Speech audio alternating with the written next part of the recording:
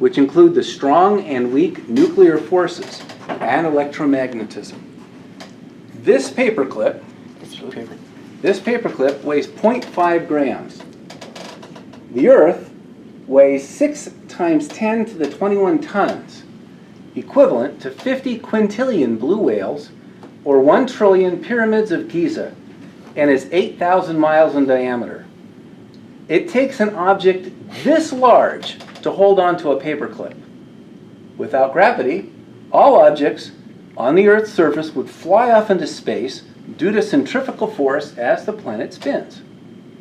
In comparison, a magnetic field is so strong that a magnet just 0.5 grams and a half an inch in diameter, there it is, can overcome the gravity of Earth. Go ahead and put it near the, now watch this. That is gravity pulling the paperclip, but as you can see, that little tiny magnet is overcoming the entire Earth's gravitational pull. Okay, I'll put the two magnets down. Okay, now, gravity has invisible lines of force, and show them getting closer, and you'll see that without touching, the one magnet will move the other. And it's doing that because of invisible lines of force. Gravity exerts invisible lines of force on all of us, which is why we're all on the planet's surface. If you jump, the next time you jump up in the air, imagine gravity pulling you back down. That's the end of the first one. Yay.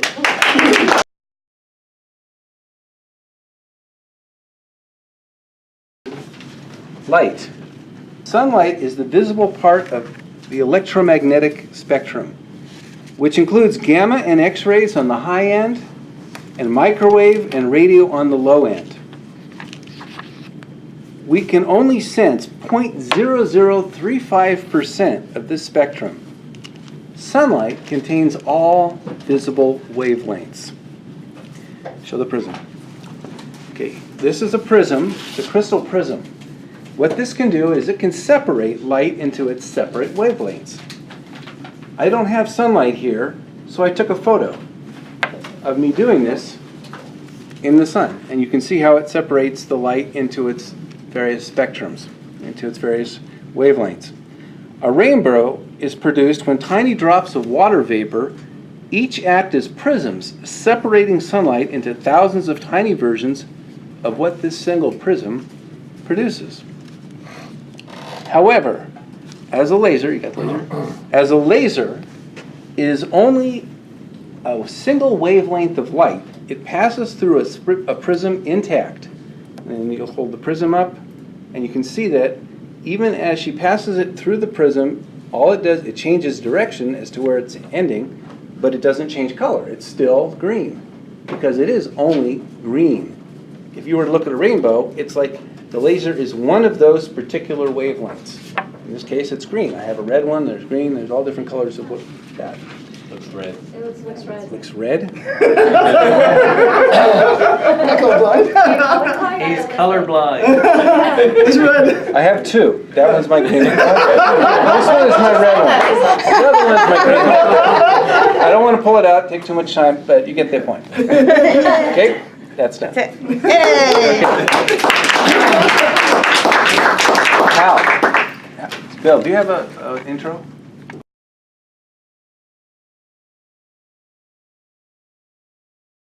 Time is the fourth dimension, of which height, width, and depth are the first three. You've heard that time flows. That motion is always forward, but you can't sense it like you can a three-dimensional object. A clock can measure its passage, but time cannot be observed from the outside. Future, present, and past are man-made conventions that we made up to describe time. Future means still to come. Present means occurring now, and past means gone by and no longer existing. You could say that yesterday's future is here today. The future, okay, see the cell phone? The future of this phone is that it will move to another spot on the table. Okay, move the phone. The present of the phone is that it is now here. The past of the phone is that it was over there. That's it.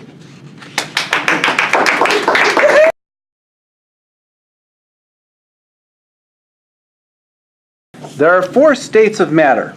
In order of increasing energy, they are solid, liquid, gas, and plasma. Air observes the laws of fluid dynamics, just like water. Alexander von Humboldt famously said that the atmosphere is an air ocean. Air is filled with invisible gaseous chemicals that behave just like denser liquids. There is less friction in gas as the molecules are farther apart, which is why it is easier to ride a bicycle on land than it would be, say, in a pool. However, you can easily tell there is something there. Everyone has a pinwheel? Okay, hold your pinwheel up. Okay, inhale and blow.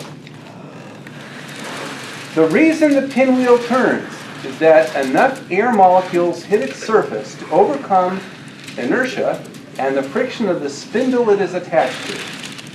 Does everyone have a balloon? Okay, blow up your balloon. Does everyone have a balloon? Okay, can you pass out the balloons? Oh, sorry, everyone was supposed to have a balloon. Oh, it didn't make it up. Oh, it didn't make it all the way Okay, around. halfway? Okay. I'll lay there in front of you. It's a party, we need balloons. Yeah, where's the balloons? Okay, pass out the balloons. Blow up your balloons and tie them off. Oh, and time. What you're doing right now is you're putting gas molecules into the balloon, which is why they inflate. Throw your balloons into the air ocean. Go ahead, throw them into the air ocean. See how it floats as if it were riding a current? It's an air ocean. This was first described in 1814 by Alexander von Humboldt. That's that experiment. Yay! Nice.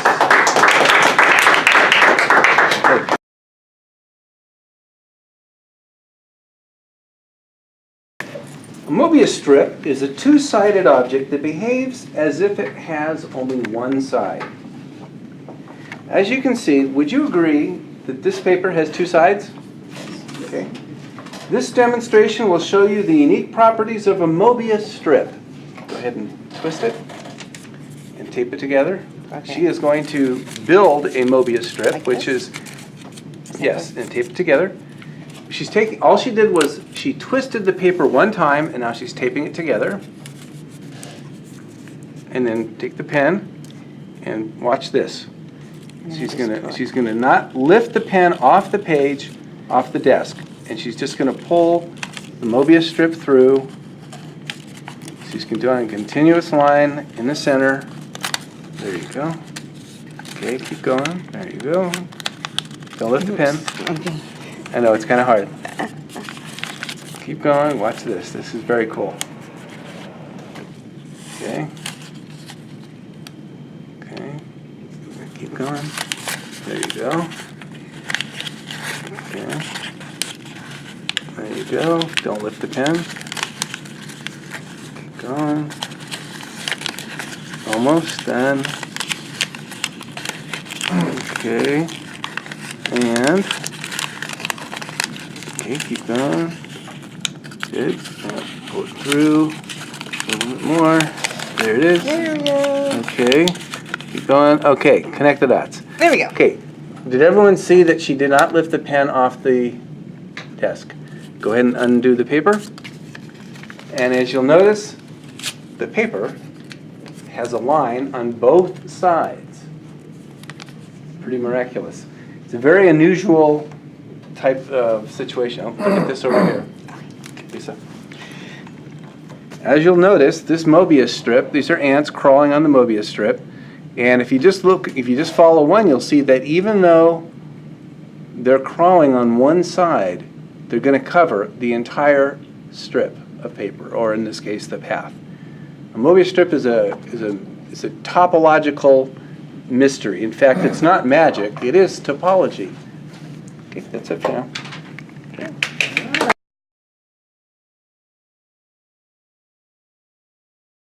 Called a Klein bottle. The Klein bottle was first described in 1882 by the German mathematician Felix Klein. It is an extraordinary mathematical construct. A Klein bottle has bizarre properties, such as having 0 volume, and it also has only one side. If you were able to walk on its surface and follow a straight path, you would end up back where you were, but upside down. A mathematician named Klein thought the Mobius strip was divine. Said he, if you glue the edges of 2, you'll get a weird bottle like mine. Okay, got my Mobius strip? I mean Klein bottle? Yeah. Okay, pass it around. This is a Klein bottle. Okay, go ahead and pass it around. It's a small one, but it's still a Klein bottle. And if you'll notice really carefully, you'll see that the inside is the outside. It's kind of hard to see, but they make them all the way from little tiny ones like those, which actually can be earrings, all the way up to 4-foot size Klein bottles. They even make Klein-Steins, which is, you can pour liquid in it, but it does hold liquid. You can use it as a beer mug, but it has an inside and an out. It's really a bizarre function, very bizarre. But that's all I wanted to show you for that. Let's move on to our evaluation portion of the meeting.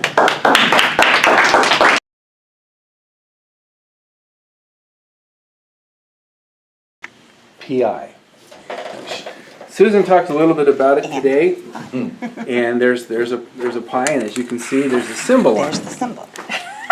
The symbol used by mathematicians to represent the ratio of a circle's circumference to its diameter is the lowercase Greek letter pi, derived from the first letter of the Greek word perimetros, meaning circumference. How about that? Yay. Okay, so there's the letter pi. Pi is you already said all this. Pi is an irrational number and thus continues forever. These are the first 1,000 digits of pi. The first one, actually 3, isn't on there, but if you'll notice on the very top left it says 14159. So the first significant, and does everyone know why today is Pi Day? Does anyone not know? It's March 14th, 314. Right. Okay, so I got that. What's interesting to me, personally, is that it's 3.14159. And the reason that 159 is significant to me is because I was born in 1959. So it's very similar. So my whole life, it's always been, wow, this is really cool. Pi is really, this has really significance for me. To demonstrate how pi relates to the circumference of a circle, watch this animation and pay attention to the diamonds.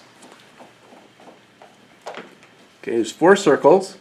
Now watch the diamonds. See how the circle rolls, and then the diamond, and then there's pi. Okay, watch it again very closely. And when it rotates, you'll see that it goes to 3.14, and that is the circle. Okay, now, if you didn't get that, don't fret. Here's a more practical example. Measure the diameter of the pi. And what do you get? 9 inches. Okay, 9 inches. That is correct, by the way. Oh, yay. And let's multiply the diameter 9 times. Times. 3 Oh, point- I screwed up. That was 3. Okay, 9 times times 3.14 3.14 equals equals 28.26. Now, would you please measure the circumference of the circle? On top here. Okay. Oops, do you get it up there? 28.25. Yeah, okay. There you go. What do you get? Yeah, 28.25. Woohoo! Woo! We did it right. If it didn't work, That then you never really, I finally Really understand confused. pi now. Okay, so there, it works. Now, please enjoy some pie. Never got that. Yay!